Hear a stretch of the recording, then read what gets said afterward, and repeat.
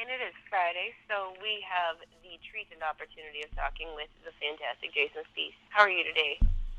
Doing pretty well. How about you? I am doing well. Can you hear Yes, me okay? I sure can. Can you hear me?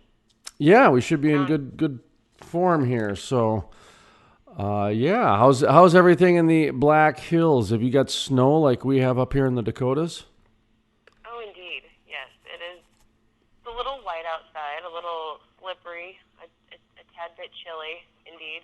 Mm-hmm. See, global warming defeated once again. It's snowing in October, so I mean, it's not getting warmer. It's getting cooler apparently. So, ha ha ha.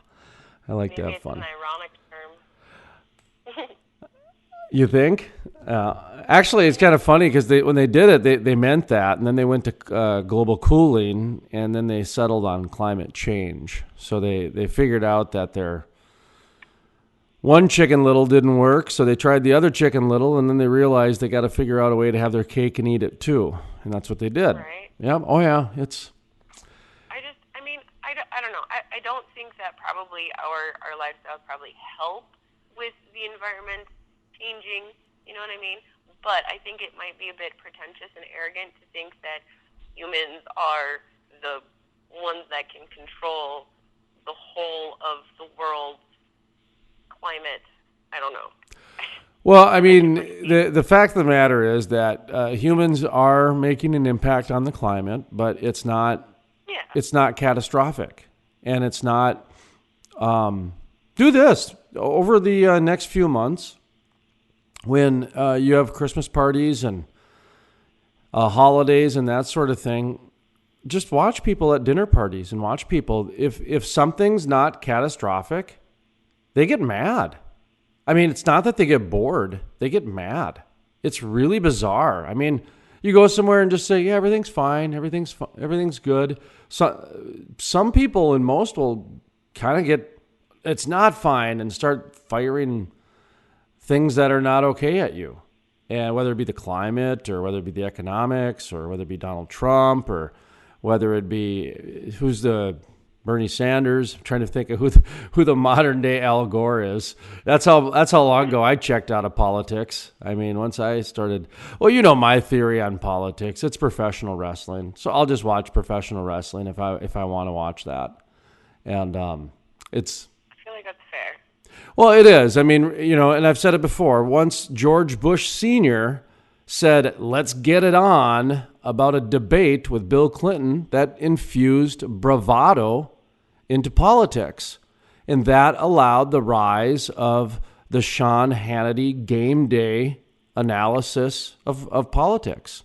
I mean, even look at Sean Hannity. He looks like a high school quarterback. He looks like something that you would just pour into a mold of Americana. He does. And when Fox News first started out, they had Hannity and Combs, and Combs looked like the pencil neck geek from high school, and he got picked on, and he was the liberal. I mean, you couldn't script it any better. I swear that Vince McMahon was on a retainer, and it was, and good for them. I mean, this isn't bitterness. This isn't sour milk. They had every right to do that. And, I mean, at the end of the day, we just want to be entertained. And, I mean, if you want to get really deep here, the Latin word for government is control of the mind. And so really what government's main objectives really are is to keep us from becoming jungle beasts and beating each other with clubs and just stealing and, just being chaotic. So, entertaining humans is one way to do it. I mean, entertaining humans is a way to keep us busy, work us and entertain us. So, I've actually heard the theory that actually had shifted when television became a factor in media coverage for presidential elections. That was a theory that I had heard a long time ago previously, for how when it started becoming more of a showboat oh arena yeah. In a little fact, bit. when I was in college, I took a class called Presidential Speaking. It was a 400 level class, and the whole class was just studying presidential rhetoric and the words and the discourse. But there was also an element to it where they brought the media in, and they, like, for example, they played a Bill Clinton radio interview, and it was awful. It was the worst I've ever heard Bill Clinton speak. And then right after that, they showed us a clip of Bill Clinton on TV. And right before he went live, or I think he actually might have been live, but right before he spoke, he leaned over to his aide and he whispered something. And then he went on to just give like a 5-10 minute flawless speech. Well, what he leaned over and said to his aide was the teleprompters broke. And so what we were talking about in our class was there are some speakers that need the play of the audience in order to become an effective speaker. Whereas when Bill Clinton was on the radio, he didn't have that audience to play off of. And so he would stumble and bumble, and just it was not the articulate Slick Willie that everybody knew him to be. And then so to add to your point, there's a lot of theory behind JFK would have never got elected on the radio. There's a lot of people that believe that. Oh, yeah, because he was a young, good-looking guy. What's that? That was a theory that I've heard. Yeah, and that was part of the class that we were taught, and that sort of thing too, about how the different. Who was the guy? There was a guy one of the presidents that was in a wheelchair, and that was another theory that he would have never been elected in modern day because nobody would have looked at, especially back then, somebody in a wheelchair of somebody of power. You know, you have to portray yourself as a certain powerful image in a lot of different ways. And we've progressed since then to where, you know, Stephen Hawking is our most intellectual person of, you know, our modern lifetime, and he couldn't even speak. I mean, he had such physical handicaps that he needed a machine in order to speak for him so that we could understand his brain. God, that's wild when you think of it that way. Yeah, sometimes we just process here on the fly, folks. It's like changing oil while you're going 90 miles an hour down the interstate. You never know what you're going to run into.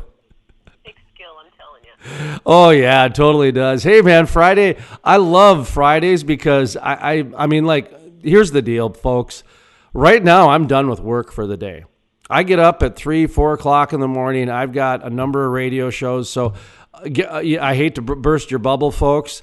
The weekend shows that you hear and the night shows that you hear, they are pre-recorded. So they're not live in the moment. And I'm sorry I broke the fourth wall for you there, but sometimes, you know, you just got to be honest with the folks.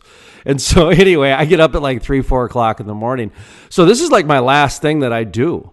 And so at this point, and you might, I don't know if you have this or not, but you know, and again, folks, I'm going to let you in behind the scenes here a little bit, but when I used to do live radio, I would leave with a high. I mean, it was like a high like you've never had before, and it was just being involved with the live action of things. And it would take me, you know, 3 hours to wind down after a 3-hour show. And it was just, that was how it was. And when I do these shows, even if they're still recorded, pre-recorded ahead of time, there's still that rush that's there. And so this is kind of this is when you get me. You get me at the end of the week rush. And so sometimes I get a little bit cantankerous, and sometimes I'm a little bit, you know, off the wall. And like I said last week, you know, and when I'm not working, stuff does bother me. So I do get on a soapbox occasionally, that type of thing. But this global warming stuff is rather interesting, especially now with the earlier snowfall and et cetera. You know, I've been saying this for almost 10 years that I don't necessarily believe it is a result of global warming. I think it is the stubbornness of humans not to adapt the calendar to Mother Earth. Now, Mother Earth doesn't give a crap when we say July is. You know, that she doesn't really adhere to our calendar. So, that is true. Oh, totally. That and insulted me one time. And if people have read their Bible, they will know that whether you believe in it word for word or whether you believe that it's a collection of stories since man understood symbols and was able to write, and they were put together as a way for us to live a fruitful life on this planet.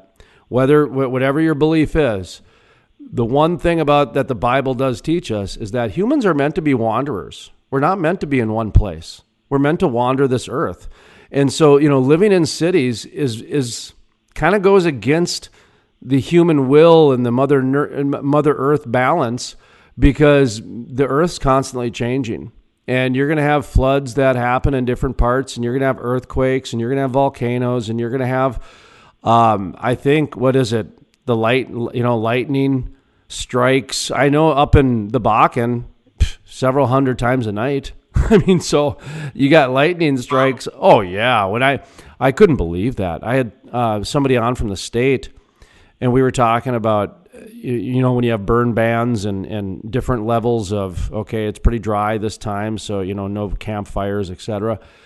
I was shocked at how often the lightning strikes the earth. Like, it's thousands of times a night across this planet. And when you think of that, and when you think of the way the earth's supposed to just naturally, take care of itself, those lightning strikes burn a lot of forests and things along those lines that need that done for drought reasons. And, and you get... It's a refresher.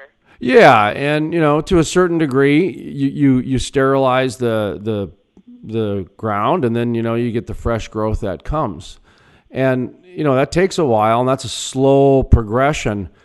And the last people that knew how to take care of the earth, because Lord knows we don't, and the government doesn't, and the Sierra Club certainly doesn't, was the Native Americans. They were the last ones that knew how to take care of the earth. And they did it very aggressively. They were very aggressive about it. They protected it. They did burns because they understood that the natural progression of the earth didn't bring in game, and they needed game, and they needed to eat, and they needed hide and leather for their teepees. So they would do burns, and they would do certain things. And then they figured out farming and how to really protect the land and rotate certain things. I mean, that was the last probably real protectors of the earth that I've seen, that I've read about in my lifetime, is, the Native Americans from the turn of the century before Columbus came over. and then we tried to tell them we knew how to do it better and killed all the wolves in Yellowstone. So it just, there's a dark history to environmentalism, a very dark history to it. And it really bothers me to see that dark history is forgotten, and they're trying to actually use a lot of those elements to take out, coal and fossil fuels and a lot of other, different industries that quite honestly are needed when the whole global warming thing is not as catastrophic as they're trying to make it out to. I heard the other day it's got to be solved in like 10 years or we're all going to, burn up or something. I don't know. I stopped paying attention. Right. Yeah. Anyway, so I know we've gone a little long here today, but see, this is what happens when you get me going at the end of the week. Well, it's entertaining and informative. I like it. So, and I haven't heard any complaints. If anything, I've only actually heard compliments. People say they enjoy listening to you too. So hopefully it stays true. I suppose I like it. Well, good deal. That's good to hear. And we'll have to do a public meet and greet down there in Belle Fourche or something like that very soon. Yeah, I'm going to be doing some speaking events down in Colorado, and there's no reason I can't stop in Belle Fourche. I stay in Spearfish quite a bit when I'm traveling through there, because that's where the interstate changes. And I love the Black Hills. Like I've said this for years on my radio shows. I have a spiritual connection to the Black Hills. I'd love to retire there. It constantly draws me back in there. I think it's one of the most beautiful places on the planet. And I've been to a lot of places. Now Maui, I didn't want to leave. I almost stayed there when I was in Maui last year.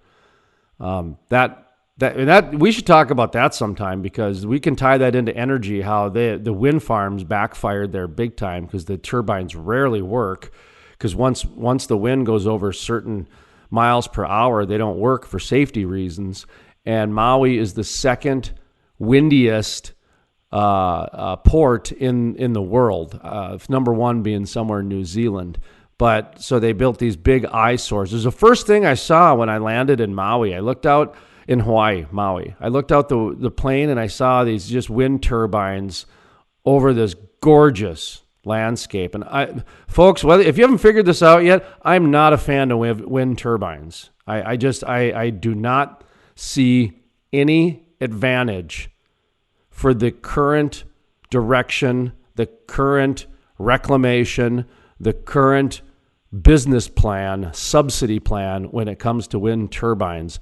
Farmers from 100 years ago were more intelligent and more efficient with wind energy than everybody combined is today, without a doubt.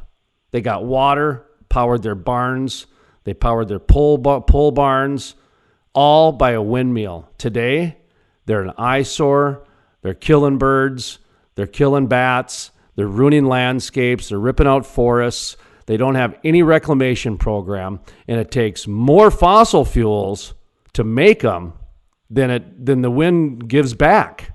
And then you have to, the whole California wildfires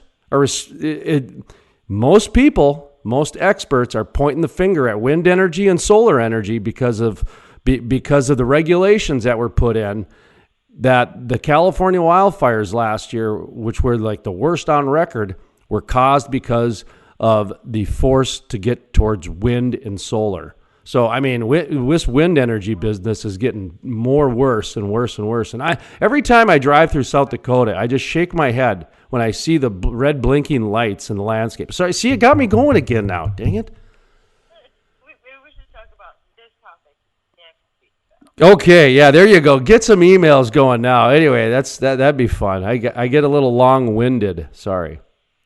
No, you're awesome. Ha ha ha. I hope you have a wonderful weekend. All right, you guys take care. We'll catch you next week.